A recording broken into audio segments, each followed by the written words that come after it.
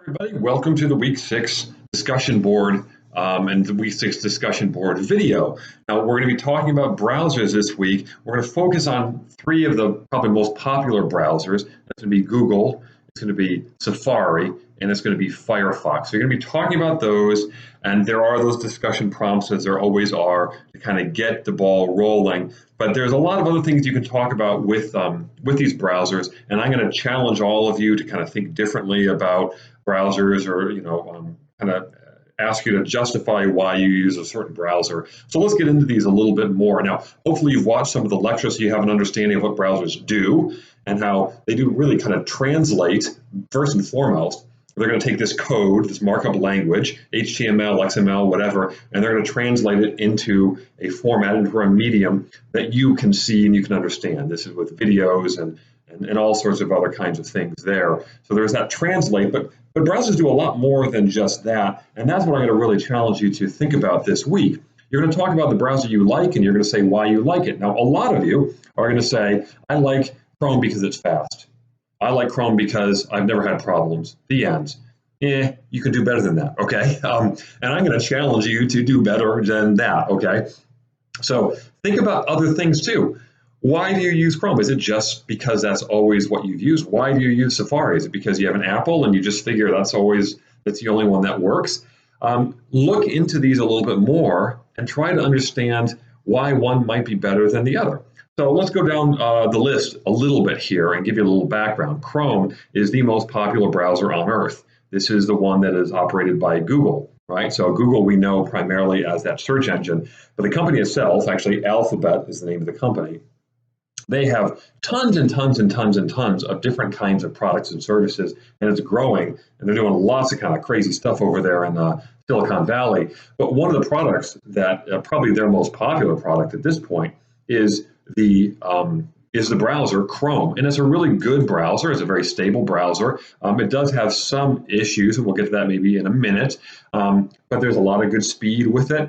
Every browser and the companies that run these browsers always want to have the fastest speed one, and for the most part, they're pretty much the same, especially these big three. But there's Chrome, that's very popular. There's Firefox, and that's run by a company, a not-for-profit called Mozilla. And it's important to know that it is a not-for-profit. Not that that somehow is morally better than a for-profit company like Apple or Google. That's not the case. But they offer up a browser that is what's called open source.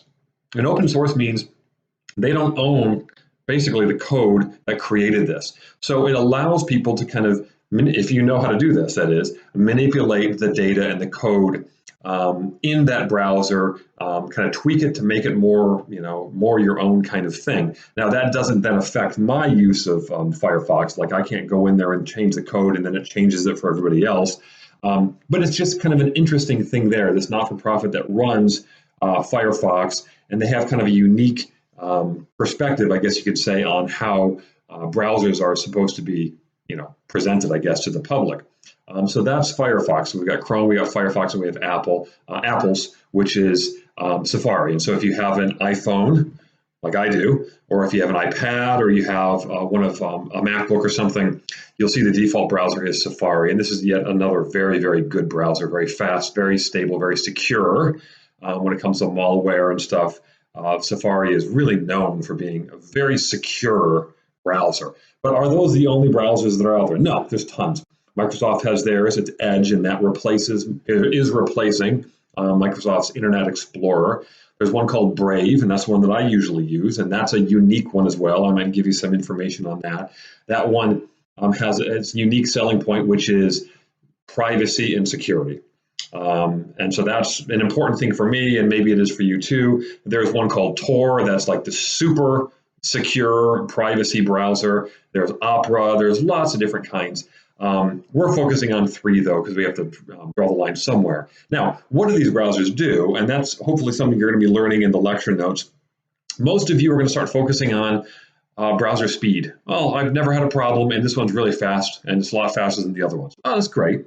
But what else do these browsers offer? What about security? What about privacy? What about these add-ons and extensions? these things that you can kind of add to your browser to make it easier to shop for things or to save, bookmark certain websites, or to link up to, Facebook or Pinterest or all sorts of different kinds of things like that. Add-ons and extensions are things, and I will link in some people's threads to these different basically add-on extension stores that these browser companies often run. So you can put all sorts of things in there and kind of tweak it with all these cool bells and whistles. What about those? Are there other things that you like about browsers that people don't usually think about very much, or do you not know much about this? And if that's the case for you, I'm going to challenge you to think a little differently and a little deeper about your browser of choice. So we're going to talk about that. Hopefully you get a lot out of this week's discussion. I always really like this one. I'm also going to be running another discussion thread, and this one's going to be related to internet security. How do you keep yourself and your family safe online? What kind of things do you do? And there will be an opportunity to earn extra credit in this extra thread. It's not required, but if you do all the things that I spell out in the instructions, you can earn extra credit this week. So I hope a lot of you take advantage of this, and I'm really looking forward to seeing what y'all bring to the table this week. Thanks.